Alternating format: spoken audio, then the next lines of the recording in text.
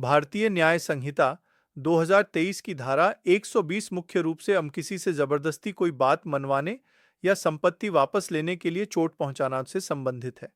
इसे आसान हिंदी में समझते हैं। धारा 120 संस्वीकृति उद्यापित करने या विवश करके संपत्ति का प्रत्यावर्तन कराने के लिए स्वेच्छया उपहति या घोर उपहति कारित करना। इसे हम दो हिस्सों में बांटकर समझ सकते हैं। भाग एक, साधारण चोट पहुंचाना, वॉलंटरली कॉजिंग हर्ट। क्या अपराध है? अगर कोई व्यक्ति किसी दूसरे व्यक्ति को या उस व्यक्ति से जुड़े किसी भी व्यक्ति को जानबूझकर चोट पहुंचाता है और ऐसा करने का उसका मकसद ये हो: एक, कोई कबूलनामा कन्फेशन निकलवाना, यानी पीड़ित से कोई बात मनवाना कि उसने कोई अपराध या गलत काम किया है। दो, कोई जानकारी निकलवाना जिससे किसी अपराध या गलत काम का पता चल सके। तीन, संपत्ति वापस दिलवाना, पीड़ित या पीड़ित से जुड़े किसी व्यक्ति को मजबूर करना कि वह कोई संपत्ति या कीमती चीज वापस करे। चार, किसी दावे या मांग को पूरा करवाना या ऐसी जानकारी दिलवाना जिससे किसी संपत्ति या कीमती चीज की वापसी हो सके। क्या सजा है? ऐसे व्यक्ति को 7 साल तक की कैदवान हो सकती है और जुर्माना भी लगाया जा सकता है। भाग दो, गंभीर चोट पहुंचाना, वॉलंटरली कॉजिंग ग्रीवस हर्ट। क्या अपराध है?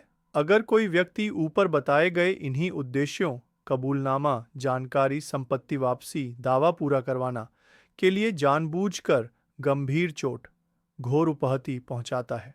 गंभीर चोट का मतलब होता है ऐसी चोट जिससे व्यक्ति को लंबे समय तक दर्द हो, हड्डी टूट जाए, कोई अंग बेकार हो जाए आदि। क्या सजा है? ऐसे व्यक्ति को 10 साल तक की कैदन हो सकती है और जुर्माना भी मौत लगाया जा सकता है। उदाहरण से समझें। उदाहरण एक पुलिस अधिकारी ए एक आरोपी जेड को पीटता है ताकि जेड यह कबूल कर ले कि उसने चोरी की है। यहाँ ए ने जानबूझकर चोट पहुंचाई ताकि जेड से कबूलनामा लिया जा सके। ए पर इस धारा के तहत कार्रवाई होगी। उदाहरण, एक साहूकार ए अपने कर्जदार बी को धमकी देता है और मारता है ताकि वह अपनी जमीन उसके नाम कर दे। यहाँ ए ने संपत्ति वापस लेने के लिए या अपनी मांग पूरी करवाने के लिए चोट पहुंचाई है। ए पर इस धारा के तहत कार्रवाई होगी। उदाहरण, एक व्यक्ति एक्स किसी दूसरे व्यक्ति वाई को गंभीर चोट पहुंचाता है ताकि वाई उसे बताए कि चोरी का माल कहां छुपाया गया है। एक्स पर इस धारा के तहत गंभीर चोट पहुंचाने के लिए कार्रवाई होगी। मुख्य बात यह है, यह धारा उन मामलों से निपटती है जहां किसी को शारीरिक नुकसान, चोट या गंभीर चोट सिर्फ इसलिए पहुंचाया जाता है ताकि उससे कोई जानकारी निकाली जा सके, कोई बात मनवाई जा सके या कोई संपत्ति या मांग पूरी करवाई जा सके। भारतीय न्याय संहिता बीएनएस की धारा 121 लोक सेवक को उसके कर्तव्य से रोकने के लिए स्वेच्छा या उपहति या घोर उपहति कारित करना से संबंधित है। इसे सरल हिंदी में समझते हैं। धारा 121 लोक सेवक को उसके कर्तव्य से रोकने के लिए जानबूझकर चोट पहुंचाना या गंभीर चोट पहुंचाना। यह धारा उन मामलों से संबंधित है जब कोई व्यक्ति किसी सरकारी अधिकारी, लोक सेवक को उसकी ड्यूटी करने से रोकने के लिए या उसने जो काम किया है या करने की कोशिश की है उसके बदले में उसे चोट पहुंचाता है या गंभीर चोट पहुंचाता है। इसे आसान भाषा में ऐसे समझें। मान लीजिए कोई पुलिस अधिकारी, डॉक्टर, सरकारी कर्मचारी या कोई भी ऐसा व्यक्ति जो अपने सरकारी कर्तव्य का पालन कर रहा है। एक, अगर कोई जानबूझकर सामान्य चोट पहुंचाता है। अगर कोई व्यक्ति किसी लोक सेवक को जानबूझकर चोट पहुंचाता है जब वह लोक सेवक अपना काम कर रहा हो या उसे उसका काम करने से रोकने के लिए या उसके किसी काम के कारण उसे चोट पहुंचाता है, तो यह इस धारा के तहत अपराध होगा। यह धारा लोक सेवकों को उनके कर्तव्यों का निर्वहन करते समय हमले और हिंसा से बचाने के लिए बनाई गई है। यह सुनिश्चित करती है कि कोई भी व्यक्ति सरकारी काम में बाधा डालने या बदले की भावना से लोक सेवक को चोट न पहुंचाए। ऐसा करने पर कठोर दंड का प्रावधान है, जो चोट की प्रकृति, सामान्य या गंभीर पर निर्भर करता है। उदाहरण, एक पुलिस अधिकारी एक अपराधी को पकड़ने जा रहा है और अपराधी उसे रोकने के लिए धक्का देता है, जिससे उसे मामूली चोट आ जाती है। यह धारा 121 8 के तहत आएगा। सजा, इसमें 5 साल तक की कैद या जुर्माना या दोनों हो सकते हैं। 2, अगर कोई जानबूझकर गंभीर चोट पहुंचाता है।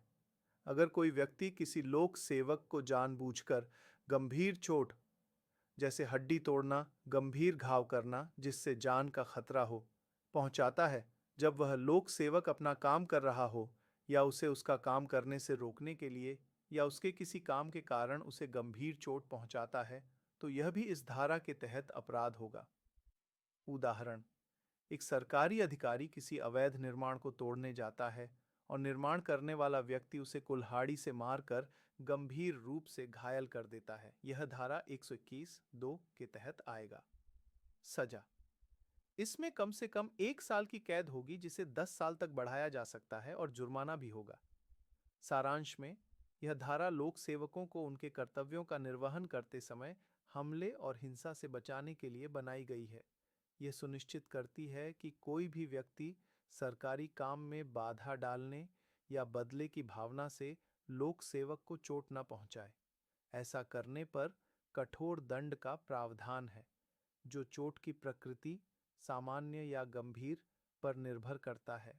नई धारा 122 गंभीर और अचानक प्रकोपन उकसावे पर स्वेच्छा से चोट पहुंचाना या घोर उपहति कारित करना।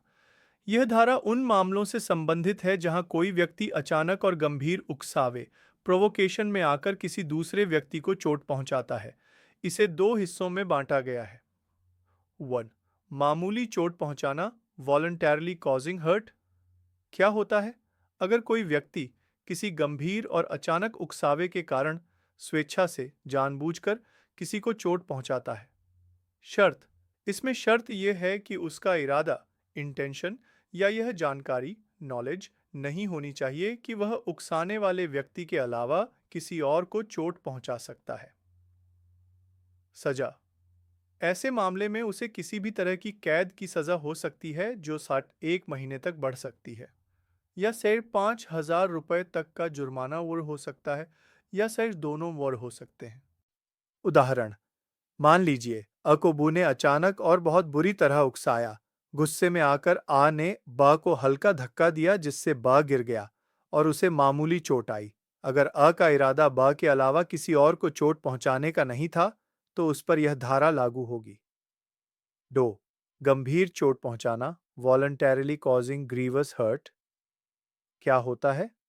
अगर कोई व्यक्ति किसी गंभीर और अचानक उकसावे के कारण स्वेच्छा से, जानबूझकर किसी को घोर उपहति, गंभीर चोट जैसे हड्डी टूटना, आंख या कान खराब होना आदि पहुंचाता है।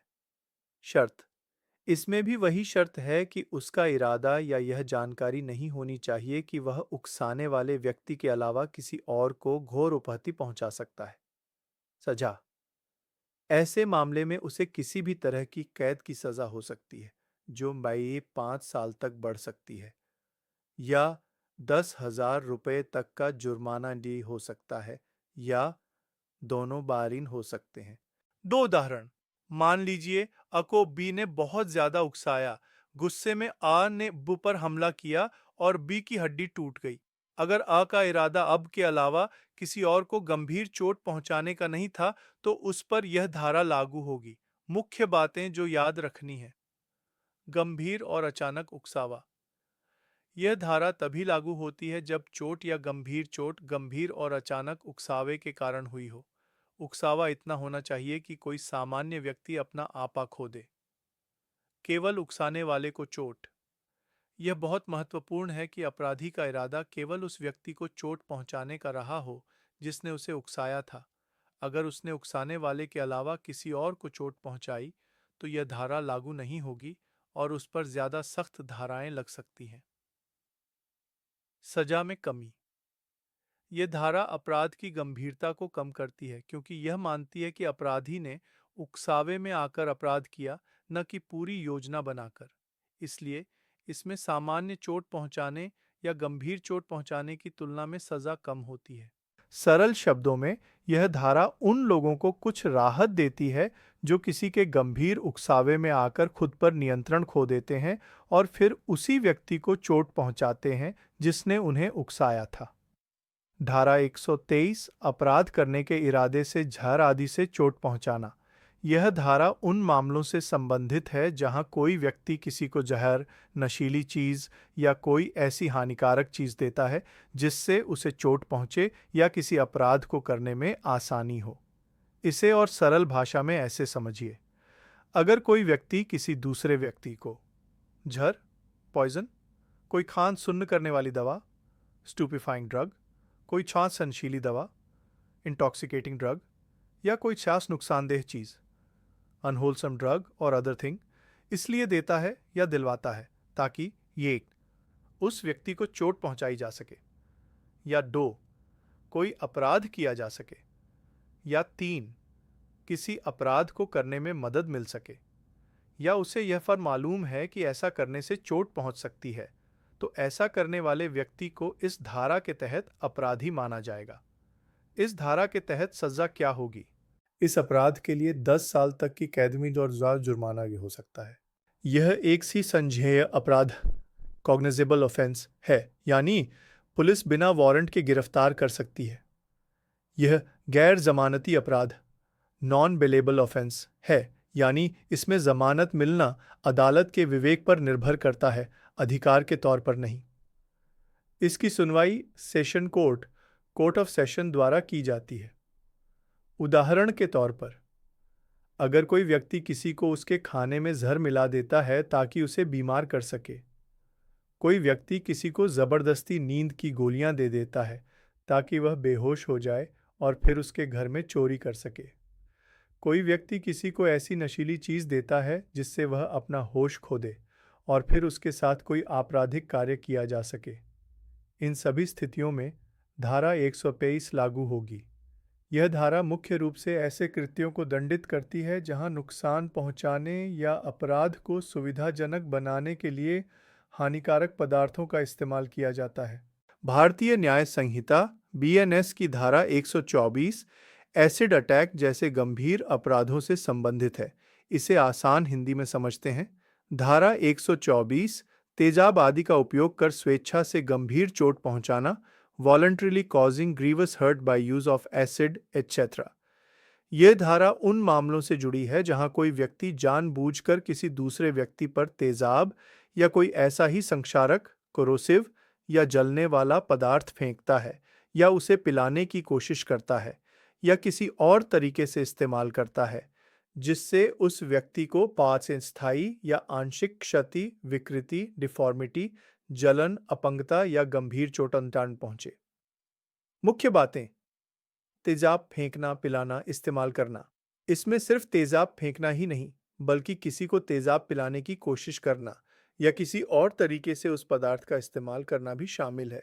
शक या जा: अपराधी का इरादा उस व्यक्ति को स्थायी या आंशिक नुकसान पहुंचाना, विकृत करना, जलाना, अपंग करना या गंभीर चोट पहुंचाना होना चाहिए। नुकसान का अपरिवर्तनीय होना जरूरी नहीं। यह जरूरी नहीं है कि जो क्षति या विकृति हुई है वह कभी ठीक न हो सके।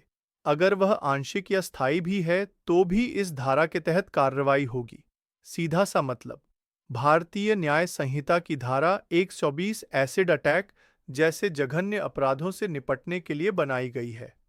यह ऐसे कृत्यों को बहुत गंभीरता से लेती है, चाहे उनसे पूरा नुकसान हुआ हो या सिर्फ नुकसान पहुंचाने का प्रयास किया गया हो।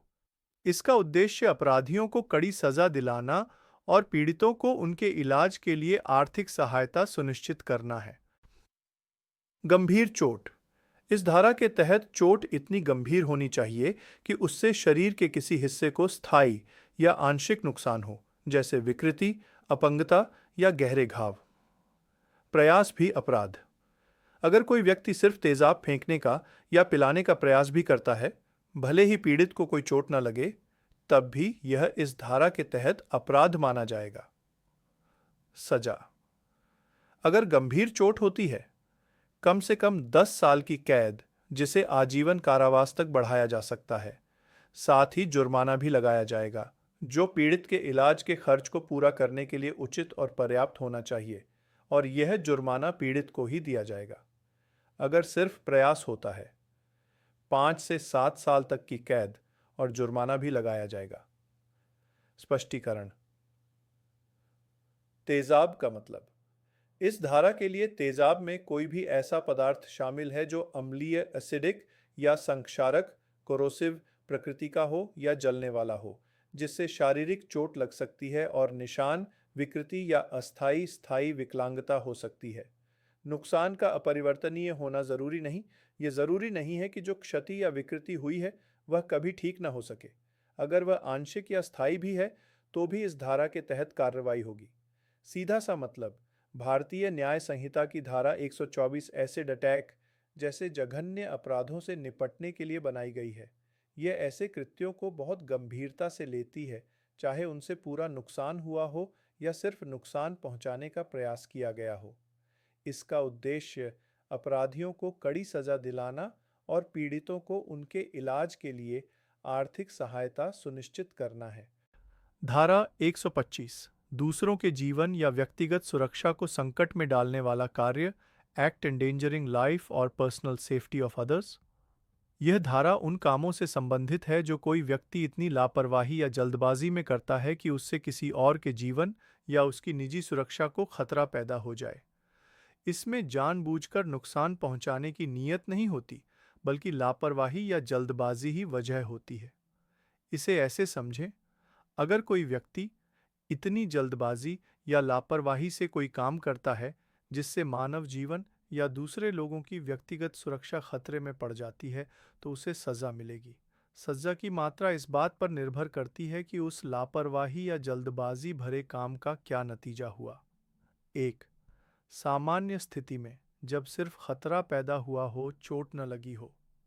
सजा, उसे किसी भी तरह की कैद हो सकती है जो ये 3 महीने तक उनकी हो सकती है, या 2,500 रुपये अर्जदो 500 तक का जुर्माना हो सकता है, या वो दोनों हो सकते हैं।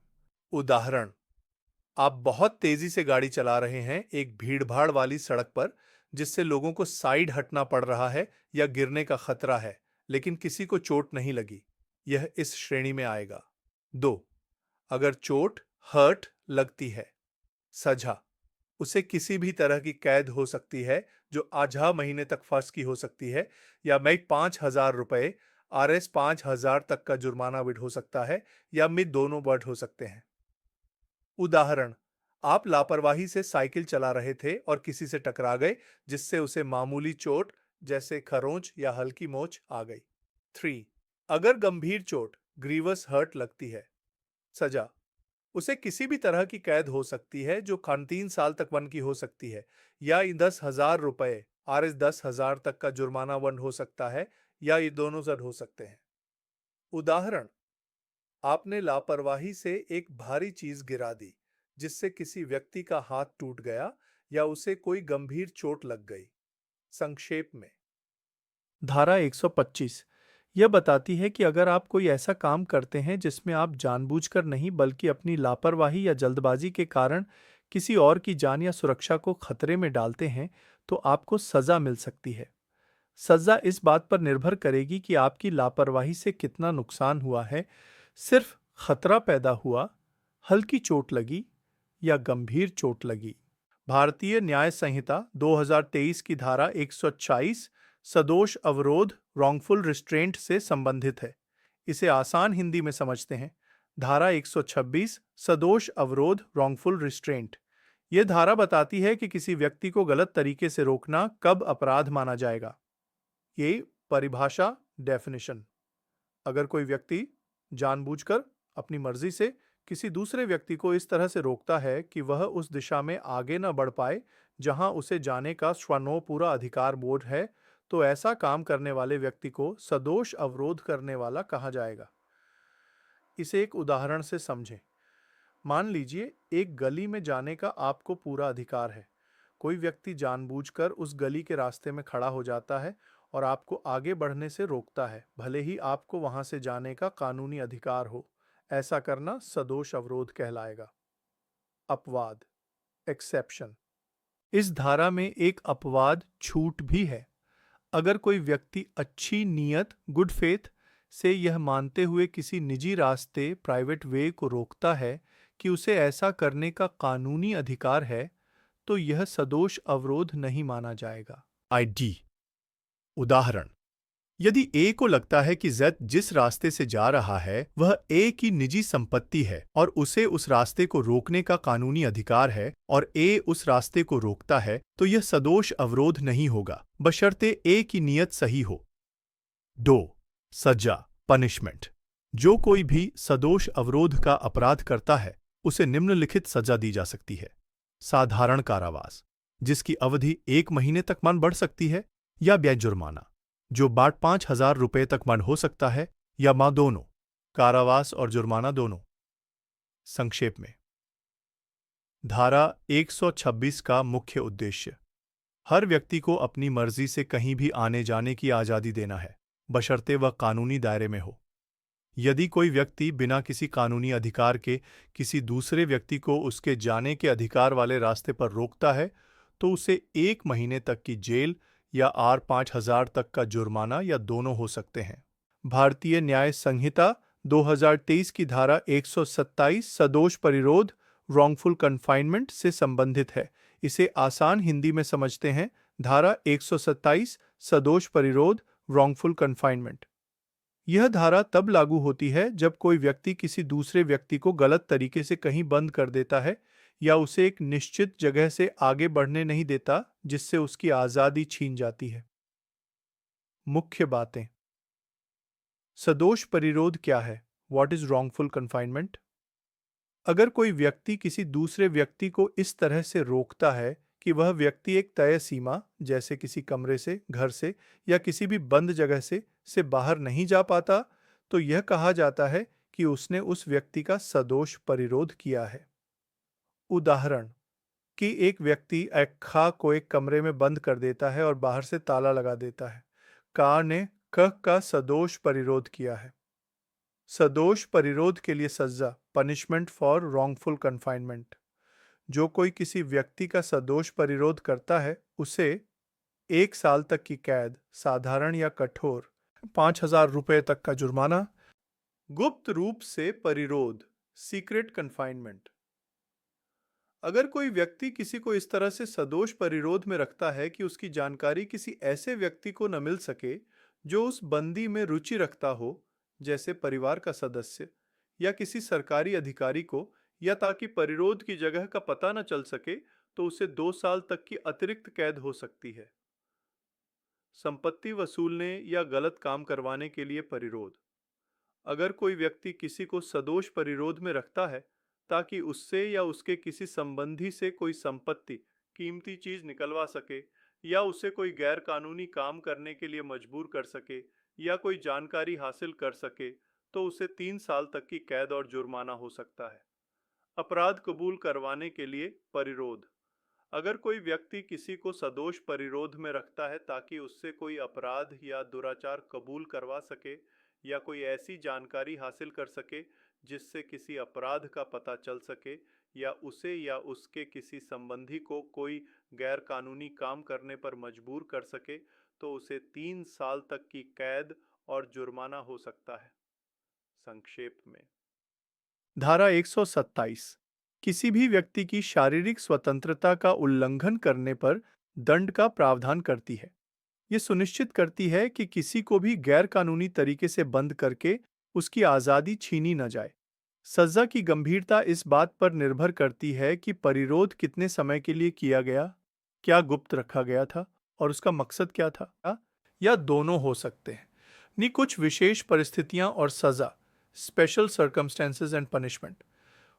3 दिन या उससे अधिक समय के लिए परिरोध। अगर कोई व्यक्ति किसी को 3 दिन या उससे ज्यादा समय के लिए सदोष परिरोध में रखता है, तो उसे 3 साल तक की कैद और 10,000 रुपये तक का जुर्माना या दोनों हो सकते हैं। 10 दिन या उससे अधिक समय के लिए परिरोध। अगर कोई व्यक्ति किसी को 10 दिन या उससे ज्यादा समय के लिए सदोष परिरोध में रखता है तो उसे 5 साल तक की कैद और 10,000 रुपए से कम का जुर्माना नहीं होगा। रिहाई का आदेश होने पर भी परिरोध। अगर किसी व्यक्ति को पता है कि किसी व्यक्ति को छोड़ने के लिए कोर्ट से आदेश जैसे रिट निकल चुका है और फिर भी वह उसे सदोष परिरोध में रखता है, तो उसे किसी अन्य सजा के अलावा 2 साल तक की अतिरिक्त कैद हो सकती है। गुप्त रूप से परिरोध, सीक्रेट कन्फाइनमेंट। अगर कोई व्यक्ति किसी को इस तरह से सदोष परिरोध में रखता है कि उसकी जानकारी किसी ऐसे व्यक्ति को न मिल सके जो उस बंदी में रुचि रखता हो, जैसे परिवार का सदस्य या किसी सरकारी अधिकारी को, या ताकि परिरोध की जगह का पता न चल सके, तो उसे 2 साल तक की अतिरिक्त कैद हो सकती है। संपत्ति वसूलने या गलत काम करवाने के लिए परिरोध।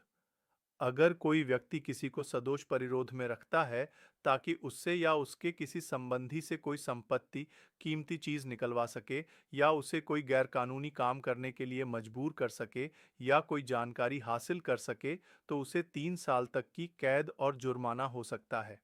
अपराध कबूल करवाने के लिए परिरोध।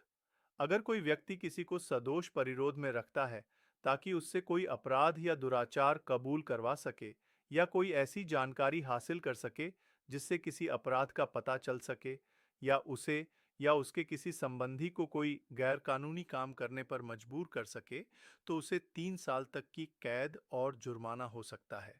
संक्षेप में, धारा 127 किसी भी व्यक्ति की शारीरिक स्वतंत्रता का उल्लंघन करने पर दंड का प्रावधान करती है। यह सुनिश्चित करती है कि किसी को भी गैर कानूनी तरीके से बंद करके उसकी आज़ादी छीनी न जाए। सजा की गंभीरता इस बात पर निर्भर करती है कि परिरोध कितने समय के लिए किया गया, क्या गुप्त रखा गया था और उसका मकसद क्या था। भारतीय न्याय संहिता बीएनएस की धारा 128 बल, फोर्स को परिभाषित करती है। इसे सरल हिंदी में समझते हैं। धारा 128 बल, फोर्स। यह धारा बताती है कि बल का प्रयोग कब माना जाएगा। कोई व्यक्ति किसी दूसरे व्यक्ति पर बल का प्रयोग तब करता है जब वह एक, स्वयं की शारीरिक शक्ति से, अपनी शारीरिक ताकत से किसी दूसरे व्यक्ति को गति में लाता है, जैसे धक्का देना, उसकी गति बदलता है, जैसे रोक देना या दिशा बदलना, या उसकी गति को रोकता है, जैसे उसे आगे बढ़ने से रोकना। उदाहरण, अगर अ अपने हाथ से बो को धक्का देता है तो अ ने बो पर बल का प्रयोग किया है। 2. किसी वस्तु का इस्तेमाल करके। किसी भी चीज जैसे पत्थर, लाठी, पानी या कोई और पदार्थ को इस तरह से फेंकता है, रखता है या उसका निपटान करता है कि वह चीज अपने आप ही गति में आ जाए, अपनी गति बदल दे या रुक जाए, और उस गति या बदलाव के कारण वह चीज किसी दूसरे व्यक्ति के शरीर के किसी हिस्से से, या उसके पहने हुए कपड़ों से, या उसकी किसी चीज से संपर्क में आ जाए, और ऐसा करने के लिए उसे या किसी और को आगे कोई और काम न करना पड़े। संक्षेप में, यह धारा बताती है कि किसी व्यक्ति पर शारीरिक बल का प्रयोग कैसे कैसे किया जा सकता है, चाहे वह सीधे हाथ से हो, किसी चीज को फेंक कर हो, या किसी जानवर का इस्तेमाल करके हो। यह आपराधिक बल, क्रिमिनल फोर्स जैसे अपराधों को समझने के लिए एक आधार प्रदान करती है। उदाहरण, अगर अ एक पत्थर फेंकता है जो अब को लगता है, तो अ ने अब पर बल का प्रयोग किया है। या अगर अ किसी ढलान पर एक लकड़ी का लट्ठा ऐसे रख देता है कि वह लुढ़क कर अब से टकरा जाए, तो भी बल का प्रयोग माना जाएगा। 3. किसी जानवर का इस्तेमाल करके। किसी जानवर को इस तरह से उकसाता है कि वह जानवर गति में आए, अपनी गति बदले या रुक जाए, और उसके कारण किसी दूसरे व्यक्ति को नुकसान हो या उस पर प्रभाव पड़े। उदाहरण, अगर अ अपने कुत्ते को बू के पीछे दौड़ाता है जिससे बू को डर लगे या वह गिर जाए, तो अ ने बो पर बल का प्रयोग किया है। मुख्य बिंदु, बल के प्रयोग के लिए यह जरूरी नहीं कि सीधा शारीरिक संपर्क हो। किसी वस्तु या जानवर का इस्तेमाल करके भी बल का प्रयोग किया जा सकता है। बल के प्रयोग से किसी व्यक्ति में गति, गति में बदलाव या गति का रुकना होना चाहिए, या किसी वस्तु का उस व्यक्ति के संपर्क में आना चाहिए। संक्षेप में, यह धारा बताती है कि किसी व्यक्ति पर शारीरिक बल का प्रयोग कैसे कैसे किया जा सकता है, चाहे वह सीधे हाथ से हो, किसी चीज को फेंक कर हो, या किसी जानवर का इस्तेमाल करके हो। यह आपराधिक बल, क्रिमिनल फोर्स, जैसे अपराधों को समझने के लिए एक आधार प्रदान करती है।